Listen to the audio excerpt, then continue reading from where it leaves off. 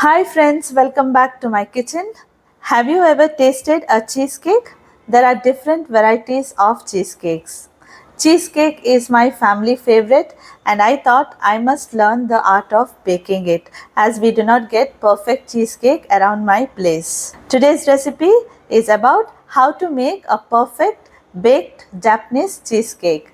So Japanese cheesecakes are lighter, melt in mouth and less sweet. So let me show you today in this video how to make a perfect one.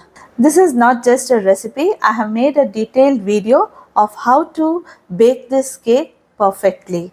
So watch the video till the end. Before I start the video, I will just show you the different versions of cheesecake I have tried, and I have made a video of the first one, that is the Japanese cheesecake. In my upcoming videos, I will show you how to prepare the other different cheesecakes that I have tried. So let's get started. This one is a Japanese cheesecake, the recipe that I'll be sharing with you. The second cake in the image you're seeing is a New York cheesecake with a biscuit base. Third one you can see a 3-layered. It's a partially baked, and fourth one is completely no bake cheesecake. The first step is to prepare the mold. I'm using a springform tin. So first I'll line the base and the side with a butter paper. Since we are baking this cake using water bath or Bain-Marie method, there is a chance that the water can seep inside the mold. So to prevent that, I am wrapping the outside with a aluminium foil and tying it with a thread. If needed, you can even do a double layer of extra foiling so that the water doesn't seep in. If you are using a regular aluminium mold, then foil wrapping is not required. Please do like, follow and subscribe to my channel for all the updates on my upcoming recipes. Though I am using a springform mold for baking here, I will also show you how to prepare an aluminium mold for baking. In case of aluminium molds, you just have to grease the tray on all sides with butter and then line it with a butter paper. You don't have to wrap it with a silver foil as there is no scope of water seeping in. So this is another baking mold, and then here I have the aluminium molds. You can just see I have just applied the butter paper and not the aluminium foil. Now let's move on to the second step, preparing the cream cheese batter. I'm using the double boiler method, a pan with hot water and a heat-proof bowl placed on top. Into this I'll add butter, cream cheese and fresh cream.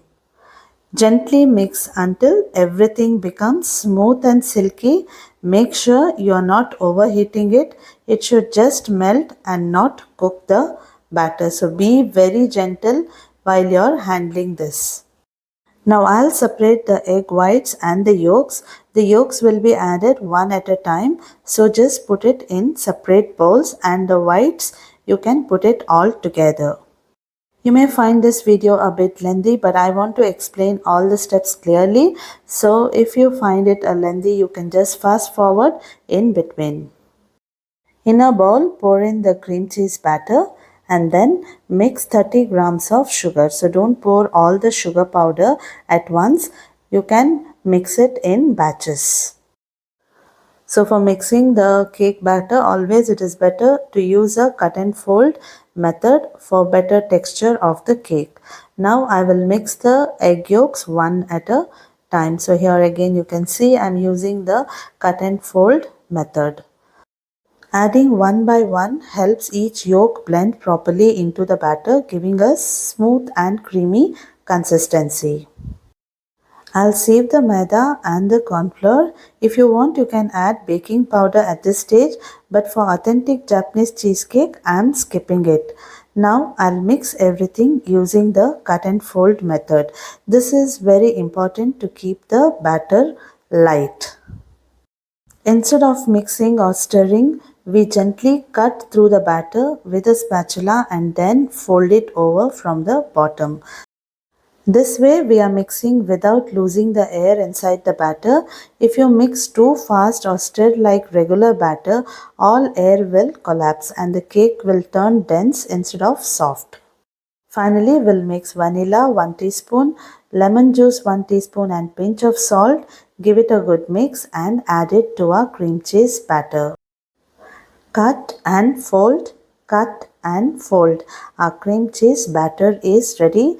Next, let's strain the batter to avoid if there are any lumps. So we are done with this process. Next, we'll move on to preparing the meringue. I got 6 egg whites separated earlier. To this I'm adding half teaspoon of cream of tartar. If you don't get cream of tartar, you can use 1 teaspoon of lemon and 80 grams of sugar.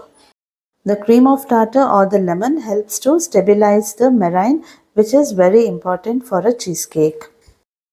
Keep whipping the egg whites until it gets soft peaks, not too stiff, just slightly curved at the tip. I will show you clearly how it looks. So just look here, it's not stiff, it's slightly curved at the end. So this is the perfect stage where you have to stop. Next, how to fold the meringue into the cream cheese batter. So pour the cream cheese batter in a mixing bowl and then mix it in portions. I have mixed the meringue and the cream cheese batter in 3 portions and our final batter is ready. Do not strain the mixture after you fold the batter. If you have any doubts or you need more tips and assistance in baking this, please get back to me in comments. I will help you.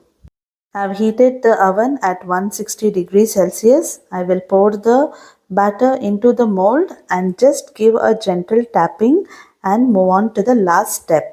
Now let's prepare for baking using the water bath method, also called as Bain-Marie.